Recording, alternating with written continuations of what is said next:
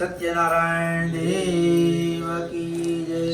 शांताकारं भुजगसदृशं पद्मनाभं सुरेशं विश्वाधारं गगनसदृशं मेघवर्णं शुभांगं लक्ष्मीकान्तं कमलनयनं योगबीजानगम्यं वन्दे विष्णु भवभवहरणं सर्वलोकैकनाथं। बोलो श्री सत्यनारायण देव की जय। योगी लोक कल्याणની ઈચ્છાથી જુદા જુદા લોકમાં ફરતા ફરતા મનુષ્ય લોકમાં આવ્યા। ત્યાં તેમણે જુદી જુદી યોનિઓમાં જન્મેલા, તેમજ પોતપોતાના કર્મોથી દુઃખી થતા અનેક ચિંતાઓથી ઘેરાયેલા લોકોને જોયા। શું ઉપાય કરીએ તો એમના દુઃખ જળમૂળથી નાશ પામે એવો મનમાં વિચાર કરી નારદ મુનિ તે વખતે વિષ્ણુલોકમાં ગયા। ત્યાં તેમણે ઉજ્જવળ વર્ણવાળા શંખ ચક્ર ગદા પદ્મ અને વનમાળાથી શોભતા ચતુર્ભુજ ભગવાન નારાયણને જોયા। દેવાધિદેવના દર્શન કરી નારદ મુનિ તેમની સ્તુતિ કરવા લાગ્યા। હે વાણી તથા મનથી પર સ્વરૂપવાળા અનંત શક્તિવાળા આપને નમસ્કાર હો। આદિ મધ્ય કે અંત વિનાના નિર્ગુણ છતાં ગુણ સ્વરૂપ સર્વ જીવોના આદિ કારણરૂપ ભક્તોના દુઃખોનો નાશ કરનારા આપને નમસ્કાર હો। નારદની સ્તુતિ સાંભળીને વિષ્ણુ ભગવાને કહ્યું, હે મહાભાગ્યશાળી નારદ, તમે શા માટે આવ્યા છો? તમારા મનમાં શું છે તે બધું મને કહો, એટલે હું તમને તે સંબંધી કહું। નારદ ઋષિ કહેવા લાગ્યા, મનુષ્ય લોકમાં સૌ જુદી જુદી યોનિમાં ઉત્પન્ન થઈને પોતપોતાના પાપ કર્મોને લીધે અનેક પ્રકારના દુઃખ અને પીડા ભોગવે છે। હે નાથ, એમના દુઃખ કયા સહેલા ઉપાયથી નાશ પામે તે સાંભળવાની મારી ઈચ્છા છે, તો કૃપા કરીને તે મને કહો। નારદ ઋષિનું કહેવું સાંભળીને શ્રી ભગવાન બોલ્યા, હે નારદ, લોક કલ્યાણની ઈચ્છાથી તમે ઠીક પૂછ્યું। જે કરવાથી મનુષ્ય મોહમાંથી છૂટે છે તે હું તમને કહું છું, તે તમે સાંભળો। આ વ્રત મહાપુણ્ય આપનારું અને સ્વર્ગ તથા મનુષ્ય લોકમાં દુર્લભ છે। હે વત્સ, મને તમારા ઉપર પ્રેમ હોવાથી તમને કહું છું। આ સત્યનારાયણનું વ્રત યોગ વિધિપૂર્વક કરવાથી મનુષ્ય આલોકમાં તત્કાળ સુખ મેળવી અંતે મોક્ષની પ્રાપ્તિ કરે છે। શ્રી ભગવાનનું કહેવું સાંભળી નારદજીએ પૂછ્યું, હે ભગવાન, આ વ્રત કરવાથી શું ફળ મળે? તેનો વિધિ શું છે? પૂર્વે આ વ્રત કોણે કર્યું હતું અને ક્યારે આ વ્રત કરવું જોઈએ તે સઘળું મને વિસ્તારપૂર્વક કહો। હે નારદ મુનિ, આ વ્રત દુઃખ શોક વગેરેને દૂર કરનારું તથા ધનધાન્યને વધારનારું છે। તે સૌભાગ્ય તથા સંતતિ કરનાર અને સર્વત્ર વિજય પામવાવાળું છે। કોઈ પણ દિવસે મનુષ્ય આ વ્રત ભક્તિ અને શ્રદ્ધાપૂર્વક કરી શકે છે। બ્રાહ્મણો તથા પોતાના સંબંધીઓ સહિત ધર્મ તત્પર બની રાત્રિની શરૂઆતમાં સત્યનારાયણ દેવનું પૂજન કરવું જોઈએ। ભક્તિપૂર્વક નૈવેદ્ય ધરવું।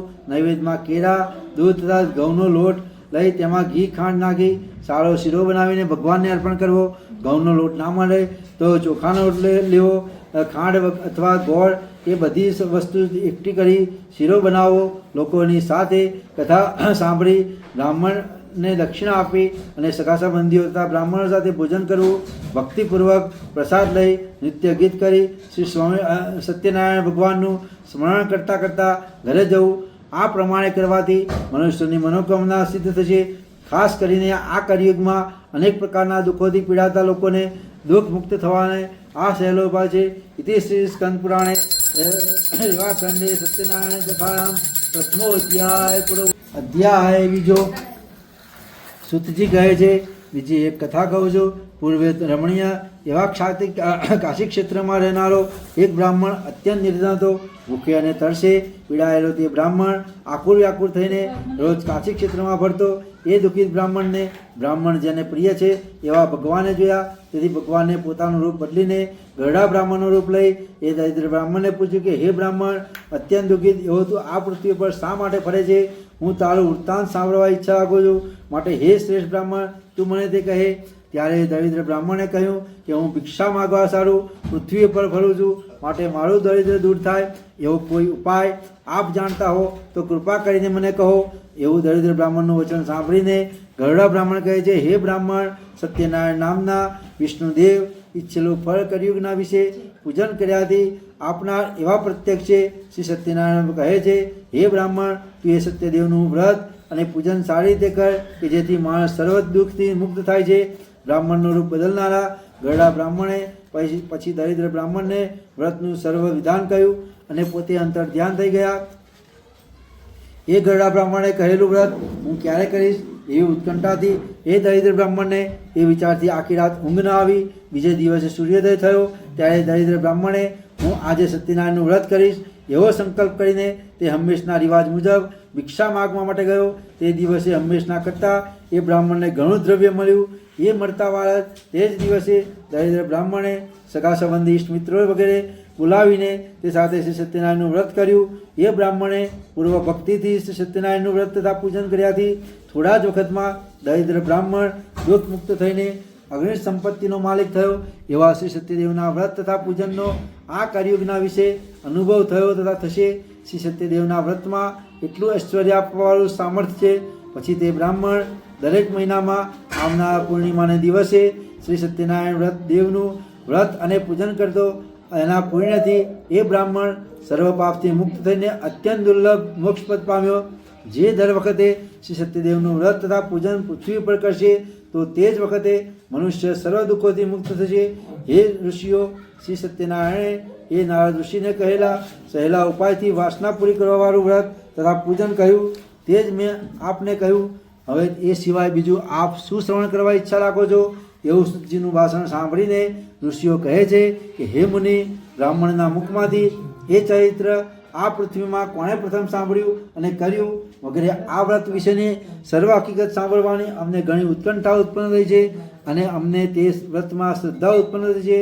એવું ઋષિઓનું વચન સાંભળીને સુતજી કહે છે કે હે સર્વ મુનિઓ, આ વ્રત પૃથ્વી પર એ પછી કોણે કર્યું એ આપને કહું છું, તે તમે સાવધાન થઈને સાંભળો.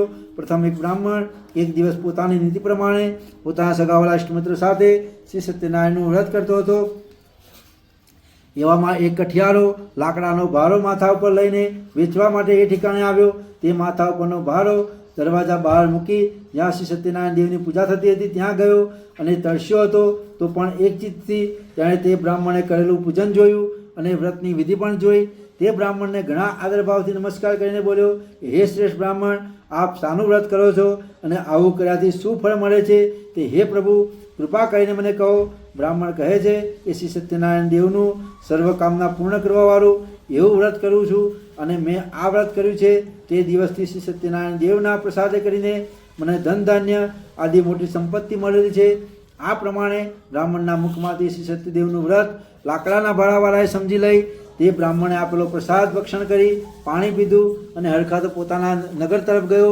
પછી બીજે દિવસે ભારો વેચતા સારું જતી વખતે શ્રી સત્યનારાયણ દેવ પાસે ભારાવાળાએ મનમાં સંકલ્પ કર્યો કે આ ભાડાની કિંમત શહેરમાંથી મળશે તે બીજા કારણે ન ખર્ચતા એ પૈસાથી શ્રી સત્યદેવનું વ્રત કરીશ એવો નિશ્ચય કરી ભારો માથે મૂકીને ચાલતો થયો.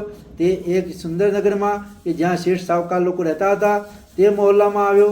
ત્યાં એક શેઠે તેને જેની જૂથ કિંમત મળતી હતી તેની બમણી કિંમત આપીને ભારો ખરીદ્યો. ભાડાવાળાએ બમણી કિંમત મળતા વાળા જ ઘણો આનંદ થયો અને પાકેલા કેળા, ખાંડ, ઘી અને ઘઉંનો લોટ વગેરે ખરીદ્યા. સવા શેરના પ્રમાણમાં સામગ્રી તેમજ બીજી પૂજાની સામગ્રી લઈને ઘરે આવ્યો અને સગાવાલા ઇષ્ટમિત્ર તથા બ્રાહ્મણને બોલાવીને વિધિપૂર્વક આ વ્રત કર્યું. સુતજી કહે છે કે પેલા ભાડાવાળો આ વ્રત કરવાથી ધનવાન તથા પુત્રવાન થઈને તે આલોકમાં સર્વસુખ ભોગવીને શ્રી સત્યપુર એટલે કે વૈકુંઠમાં ગયો. તે શ્રી સ્કંદ પુરાણે એવા ખંડે સત્યનારાયણ વ્રત કથાયામ દ્વિતીયો અધ્યાય પૂરો બોલો શ્રી સત્યનારાયણ દેવ કી જય.